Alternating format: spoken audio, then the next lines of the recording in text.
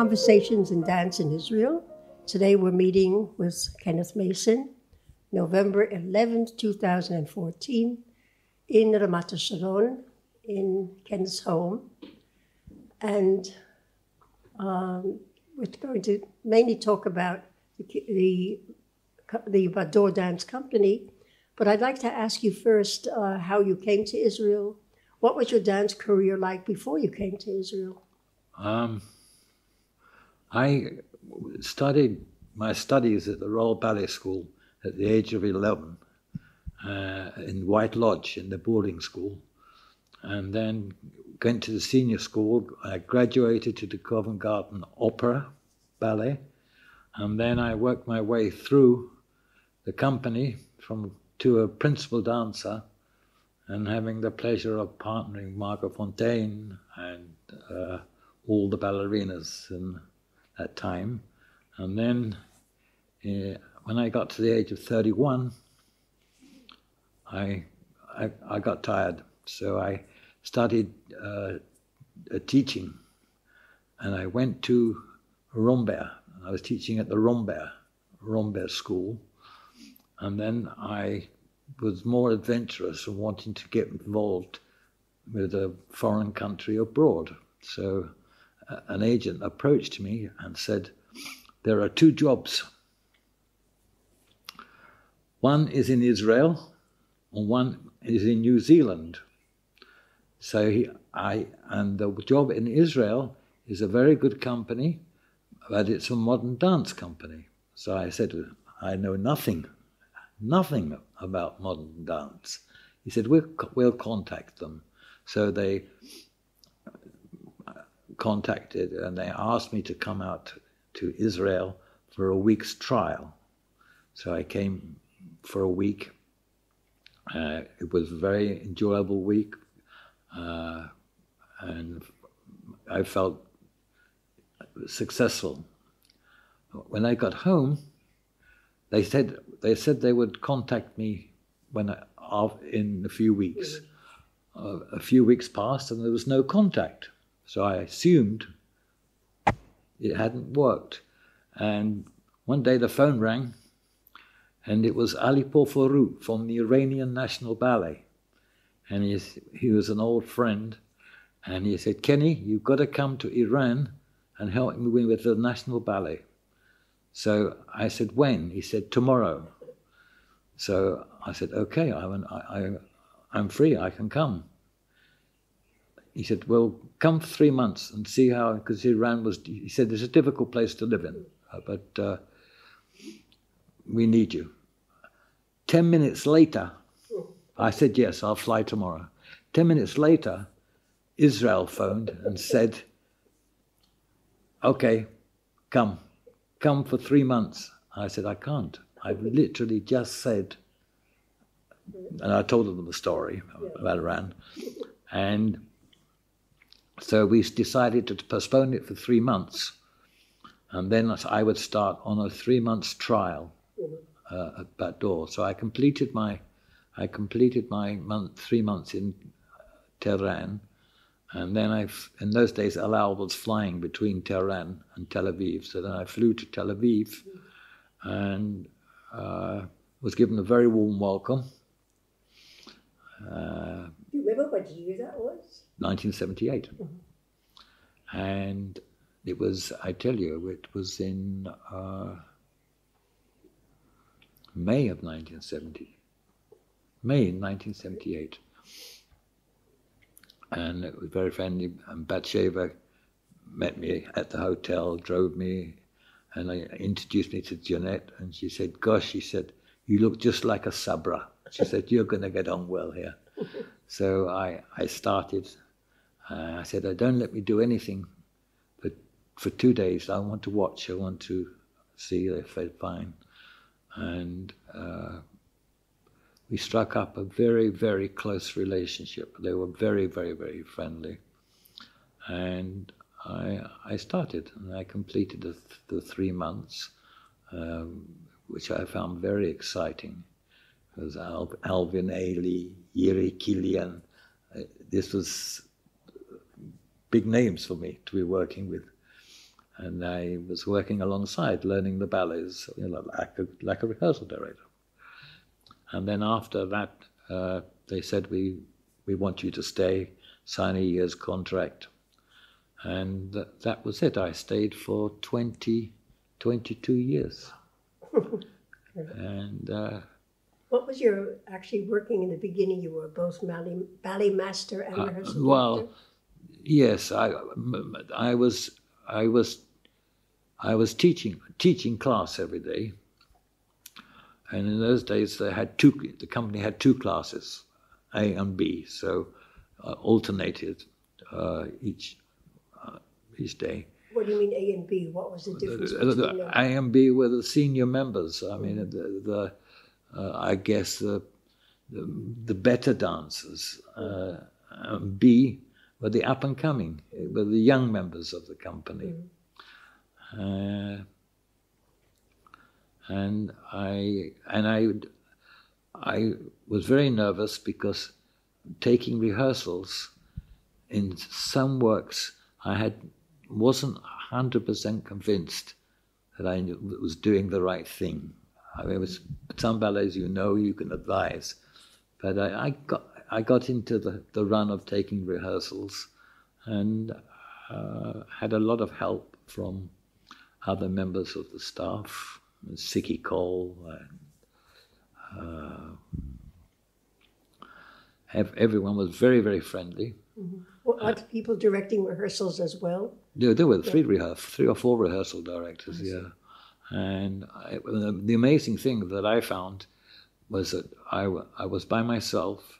And before, in England, when we were on tour with the Royal Ballet, I always got homesick. And I came to Israel. I was living in a hotel, and I fell in love with the country. I was so happy.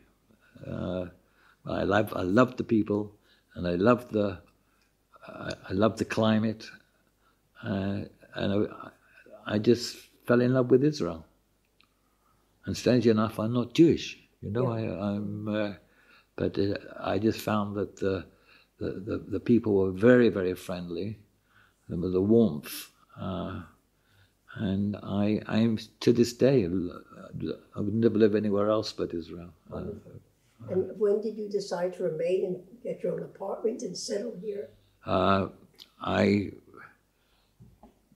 finished my year. I didn't ever sign a contract with them. It was just an agreement. I just went year by year. They gave me an apartment after a few months in a hotel, and then I met Ora, who was working at Bat-Dor as a rehearsal director, and after a year we got married and had a son.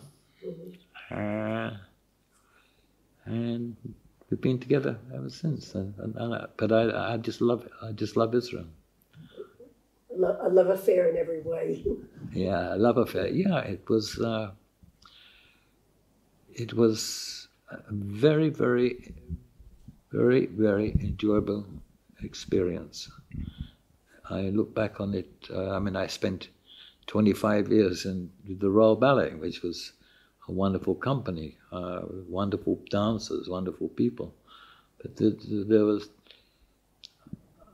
I was so surprised how quickly I settled in. And Bathsheba and Jeanette were very kind to me. They were very, very friendly through the whole period, until the very end.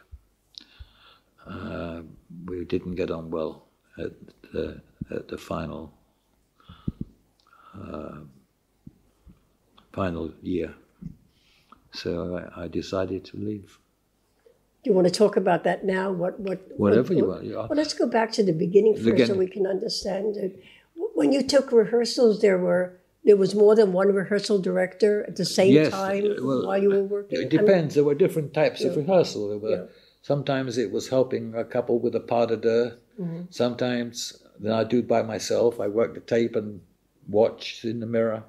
But if it was a large company piece, then I would take the rehearsal, and an assistant would come with me, and it took no time to progress. I mean, I didn't walk in as a big hero ballet rehearsal director.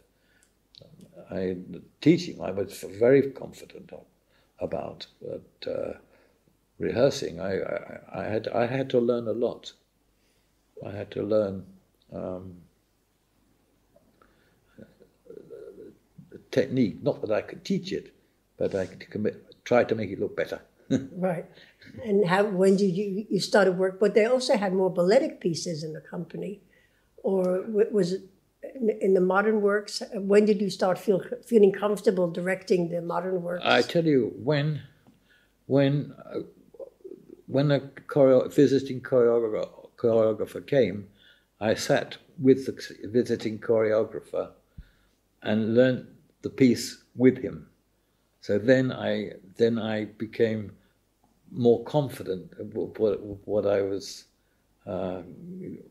doing, what I was helping the dancers. And the first person I remember who came was Alvin Ailey.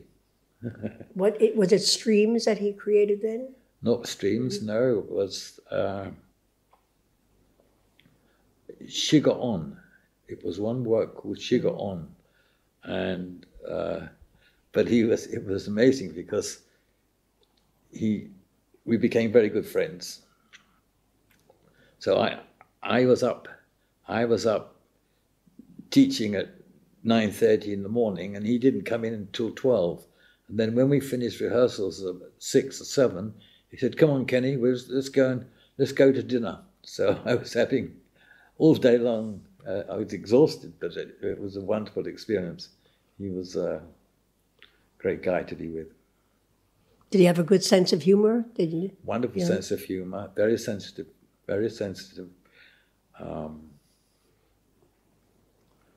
and amazingly talented.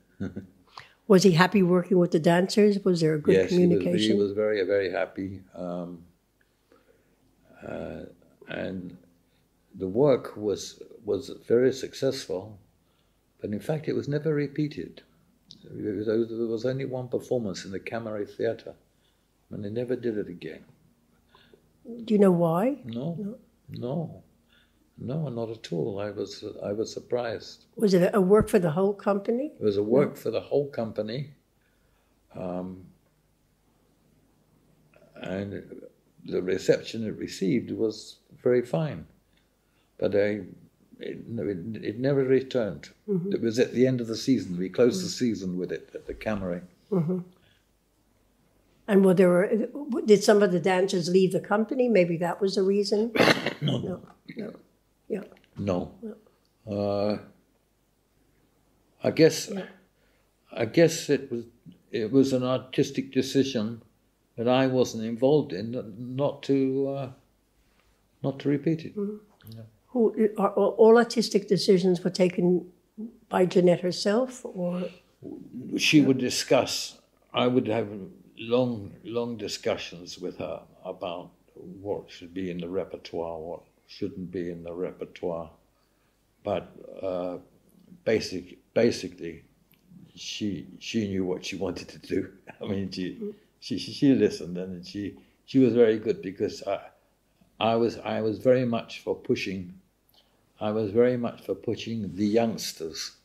I didn't think the apprentices and the younger members were getting enough opportunity, and she was very good.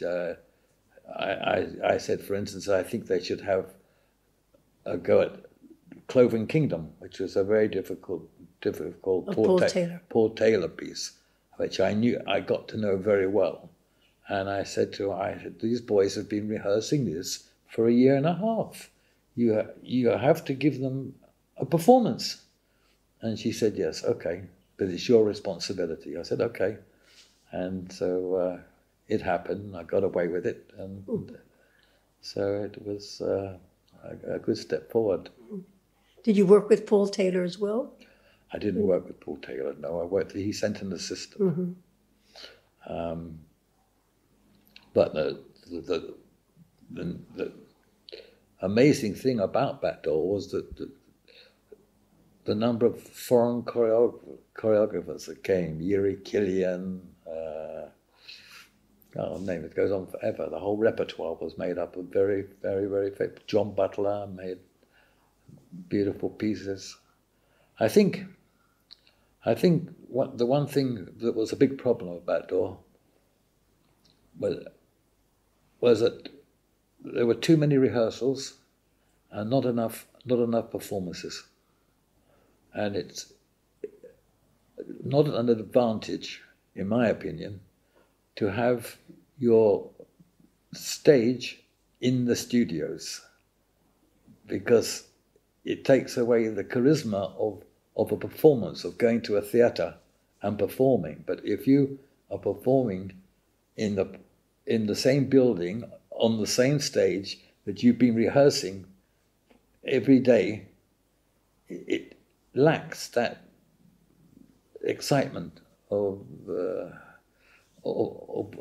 performing. I felt that because also the company, in my opinion, danced much better when we were abroad, because there were no rehearsals, apart from the dress rehearsals before, but there were no daily rehearsals, routine rehearsals on stage. So going on the stage was very exciting, and I think the quality of performance went up. And dancing night after night, the dancers became better. And I think that there were not enough performances. Bat-Dor didn't give enough performances. Do you know the reason for that? No, I don't know. I guess that it was I pushed, and they said they had a subscription, but I don't think Jeanette pushed enough. I tried pushing. I pushed Barry, pushed Seema. She was this saleswoman, Frankel, but it didn't happen. Right. I mean, I think we averaged about 33 performances a year, which is not rewarding enough, in my opinion, for dancers that work 8 hours a day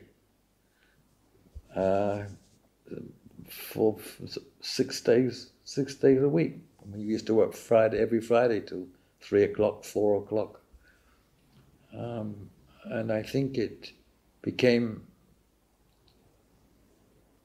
too rehearsal orientated, almost as if to say, as if the company were a little bit over rehearsed. Because I remember as a dancer, often one danced better when you were insecure, when you had to concentrate so hard on performing. But if you're over rehearsed, complacency one becomes very complacent. So you continued to bringing your experiences as a dancer as a rehearsal director. I continued, the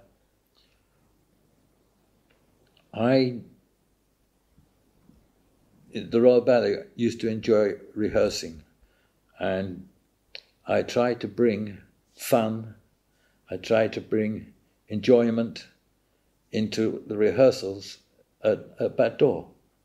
But sometimes it wasn't always possible. They're rehearsing this again, we're doing this again, we're doing this again. It was difficult to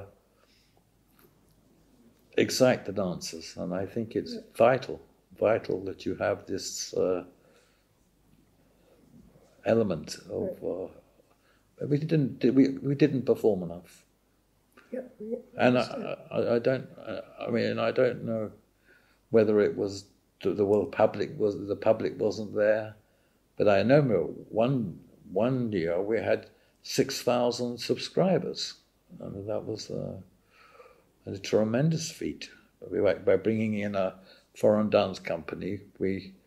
Explain that. What do you mean bringing in? You bring in, let's say, the Netherlands Dance Company, and you sell one ticket and 2 performances of Bat-Dor, 1 ticket of the Netherlands and 2 tickets of Bat-Dor at the same price, so that everyone that bought, 6,000 people bought, so that immediately gave you 12,000 tickets for Bat-Dor performances. It was a subscription. It was very successful. Why was it stopped eventually, or no? Yes, it stopped when Barry left. Yeah, but it was very. I think it was expensive, because if you bring the Netherlands Dance Company in, you have to pay a lot of money to the company to come and to perform, and hotels, and it was quite an expensive enterprise. But it is. I mean, ballet companies don't make money out of performances. How were decisions made about inviting choreographers? Was that also? We would have a meeting every Sunday evening, and that was with Barry and Jeanette. With Barry, Jeanette, Bathsheba, and myself. Just the 4 of us. And one would read what's happening in the world, what companies are being successful, what choreographers are creating new works. We also tried to encourage a lot of Israelis to choreograph. Domi, writer so far, did a lot of work. Yigal Perry. But mainly the big works were from the choreographers from abroad. Did you work directly with Kilian? Did you work with Kilian as well? Yeah, yourself? Sure.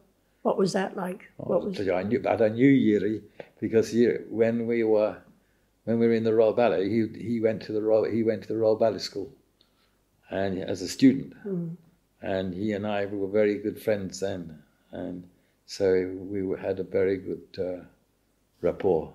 It was very good. He was so pleasant to work with, so talented, so professional the way he approached the dancers. How did he, when Kilian came, for example, would he see the company perform and then decide his cast? How did that happen? Well, in this particular case, he came with his piece. He sent an assistant to set the piece. So in fact, the piece was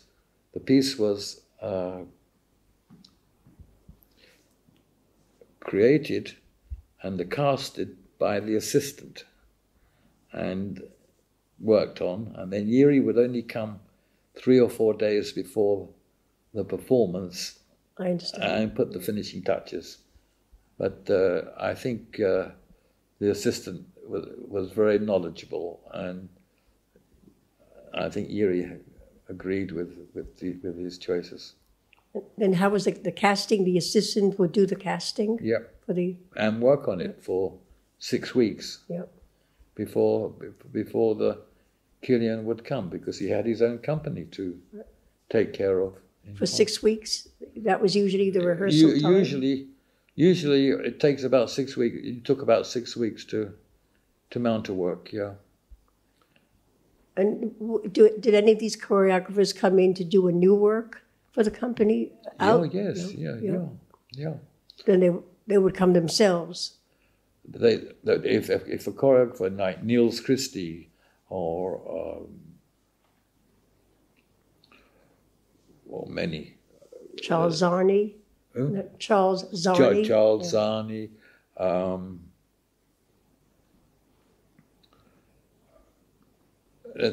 Numerous choreographers. Yes, if you were creating, they took them 6 weeks, to mount a piece. Sometimes it was a piece that they had with other companies, and sometimes it was a new creation. The new creation, they would be there all the time. Right.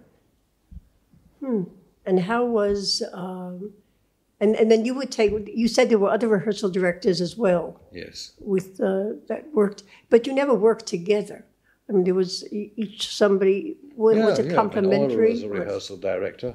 Yeah, but on the same piece? Would you work on the same work? Oh, or yeah. I mean, I would, with the assistant rehearsal directors, I found them very helpful because if I was unsure of something, I could go to Aura or to Ilana or to anyone and ask what their feelings were. Am I going in the right direction? And I try to. It's like a team. Yeah. You can't be a great big rehearsal director and know it all. It's impossible. You have to work as a team. Right. That's what I learned in the Royal Ballet. Right. So when would you say the best years for your work that you felt that you made the greatest contribution throughout the years? Were there ups and downs in I think, first of all, I had a major responsibility. Was I had to rehearse Jeanette. I mean, I was the one that only myself to rehearse Jeanette in by herself in her solos and her ballet, and I had to make reports after performance on what was good, what was bad, what needed working on. That was the responsibility.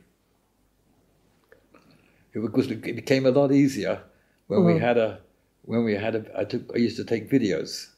So I used to sit out in the audience and take a video, and then the next day we would sit over the video, and I would give my opinion on where we can improve things, and what was good and what was bad. Yeah. What was that like? Was that a good relationship working together? There was not. I had a very good working relationship with Jeanette. Yeah, sometimes it was very difficult because again it was repetitive. It was. I enjoyed it discussing after a performance because that's what it was all about, and I sometimes would say, let's relax this for a little while. Let's not touch it, and we'll bring it back in a couple of weeks. And often it happens, and sometimes not. And I also involved with the school. I used to teach in the school. I used to teach pas de deux because they never had pas de deux classes before I arrived. So I was able to help everyone in pas de deux, which included on point. How did you manage that? Did you ever try to go on point yourself? No, I would think it was impossible. Well, today some of the men are doing it. I know they are. I'm amazed, but I don't think my feet will stand it. I was much better in the air than I was on the ground. Did you miss performing yourself when you were directing the rehearsals? No, not at all. I had a very, very, very lucky run. It was a very, very lucky run. Rudolf Nureyev helped me a lot when he came to join the Royal Ballet. And he gave me a lot of advice and a lot of teaching and a lot of coaching. In what area specifically? Technique, tricks. He taught me a lot of the Russian tricks. Like what? The double corsair in the air. How to build up before taking off on a soda bask.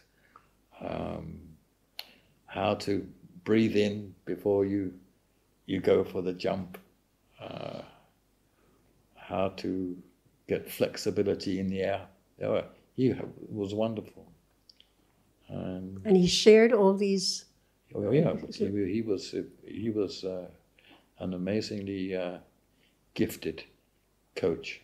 I mean, we know as a dancer, but he was very excellent at passing on tips if he liked you, and we got on well. This was right in the beginning when he first came. Well, he first came. He first came to.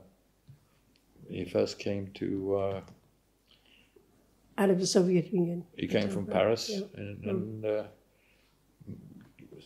arrived one day in class.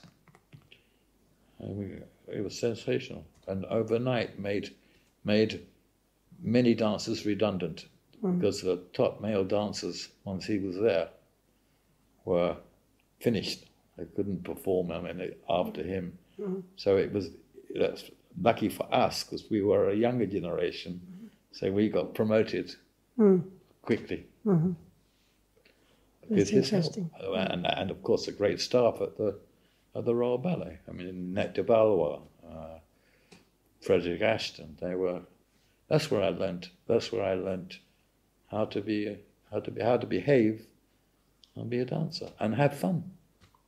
And all these techniques and what you call tricks, you were able to pass on in Bat-Dor, were you? I passed them on in Bat-Dor, and it was amazing because at first the boys were very shy of trying, very shy, in case they didn't make it. But I noticed what would happen is after class, we'd leave, and I used to go back, and they would be practicing by themselves. It improved the male ego to be able to have a stronger classical technique. Made him feel better. Yeah. Did the dancers also have modern technique, or was it only ballet? Sorry? Did the dancers in Bat-Dor have modern technique as well? Yes, they had a modern technique. They didn't have many modern classes. That was in the school, because the school was tremendously successful. I think there were 600 students, and they had very good coaching, and some of the rehearsal directors, of course, Sicky Cole and others, all had this background from the Bat-Dor school, which at the time, I believe, was probably the best school in the country. I think. I didn't know.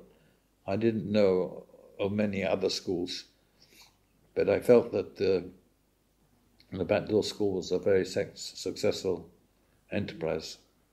Right. And so the dancers in the company trained after training in the Bat-Dor school had only ballet training in the company classes, or sorry, the dancers in the Bat-Dor company. No, if they graduated, if the dancers had graduated from the school, they'd had a dual training. Right. But while they were but sometimes not all the dancers were from Israel. Right. We auditioned abroad. I bought when I was in Tehran, which the standard of dancing was very, very good, and because of the problems in Iran, they had to close the company. So I bought 4, 5, 6 dancers from Tehran to Bat-Dor. When you first came in the beginning? Yeah, because I started here in 1978, and when I was in Tehran, the revolution was just beginning. And in 1979, everyone had to exit. And I brought some American dancers and some English dancers into Bat-Dor, but they had no modern dance training. But they were well disciplined. The discipline in Tehran, Alipur Farouk created a very good company. It was. What was it like being there during the revolution? Well, it wasn't. It was just at the beginning. It was frightening because there were a lot of demonstrations and a lot of soldiers with rifles armed on the streets, and you could feel the tension brewing. And I left in time. I mean, if I'd gone back, I would have only lasted 3 or 4 months, because I think the revolution was in December of '79, I think. And the company it never was. The artistic director ran for his life. Yeah, was he Iranian? Yeah, Ali Farouk. He went to. I think he went to America. Yeah, and.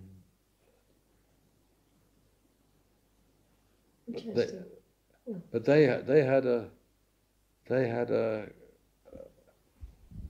very strong classical repertoire,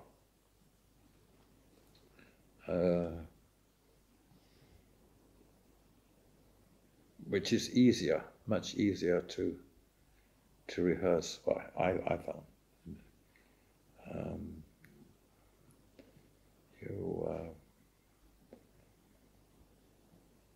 could break down a solo. If someone had a problem, you just take them and rehearse them by themselves on the solo or on a pas de deux.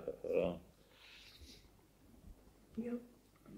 And that's what I used to do sometimes in Bat-Dor. I say to Jeanette, I think you should put on the schedule a rehearsal for this, for that. I used to submit rehearsals for the schedule. Rather than bringing everybody in to put one couple right is a waste of time, waste of energy. Right. How else when who else was there? Oh, Jean Geddes. Jean Geddes. Did she come while you were there? I shared the first. I've heard. I think I arrived in May, but she left. She left in July. So we had a 3-month overlay. She was a very good rehearsal director. Excellent. Yes. I don't know why she left. She went to Batsheva. Did she? Yeah. I didn't know that. Yeah. She went to Batsheva. That's exactly when. Did she stay there a long time? She also was not there. She left for Canada, I think in the end, sometime in 1979. Oh, really? She left for Canada. That's where, like, the years aren't quite clear. And you're saying 1978 you came to Bat-Dor? In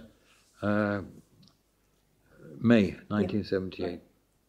Yeah, that's when she went to Batsheva, and then...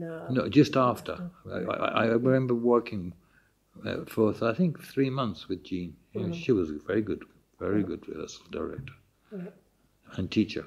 Yeah. And so you continue teaching the company throughout the years? No.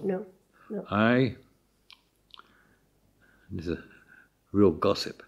I kept teaching and then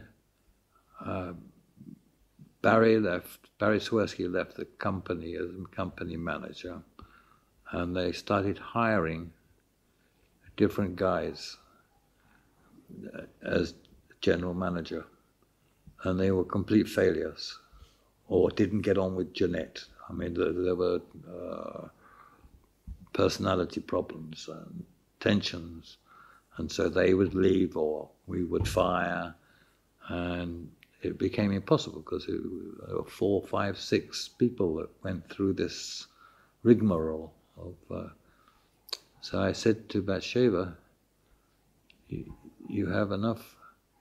You have enough rehearsal directors now, because Aura had progressed to a much higher level, as well as teaching modern dance in the school.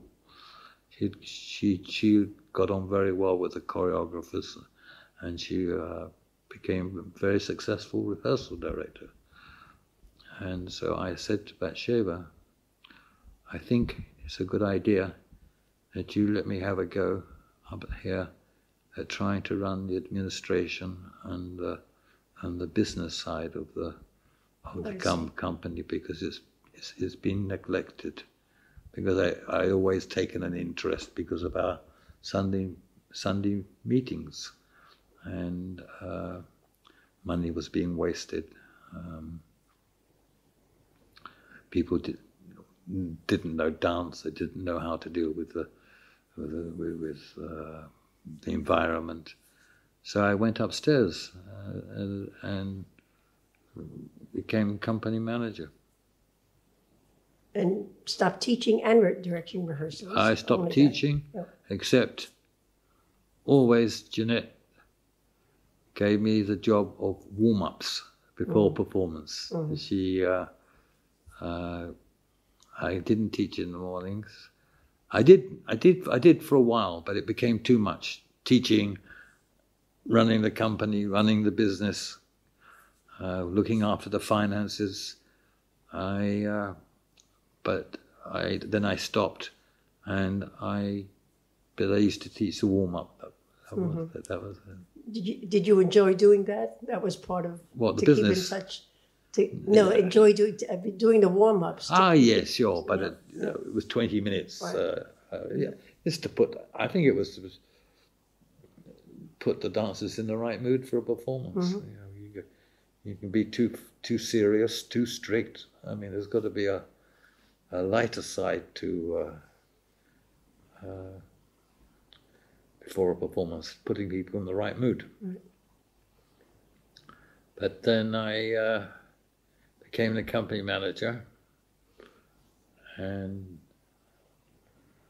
became very friendly with Batsheva's family and her financial advisors, and they were putting great pressure on me to cut the financial expenditure, which I managed to do.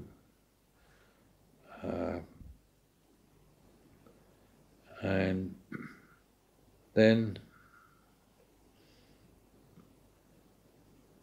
when Bat-Sheva died,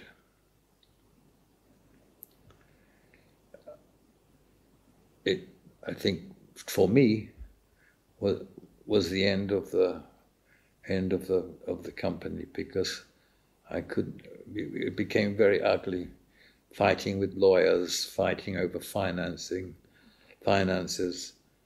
and the executives, or Bat-Sheva's executives, were obviously had no intention of continuing in the generous manner that Bat-Sheva had shown over all the years. So I decided to leave. Is there anything else that you'd like to talk about that we haven't discussed? I started dancing at 4, and I stopped at 60. So, yeah, that was a good run. A good run. Yeah, I cannot, to this day, I cannot be more thankful than coming to Israel, living in a beautiful country and having a good job. It's made my life. I had a good time in the Royal Ballet. I mean, I was successful, but we used to go on tour and I'd get homesick. Oh, I want to go back to England. I want to go back to England. But I came to Israel, and I was by myself completely. I didn't know anybody. Yossi Grauber became quite friendly. Yossi and Eric became quite friendly. But otherwise, I spent my time in the hotel or on the beach. And I think your answer was the perfect ending. So thank you very much. My pleasure. For the time. It was wonderful. Thank you. Thank you.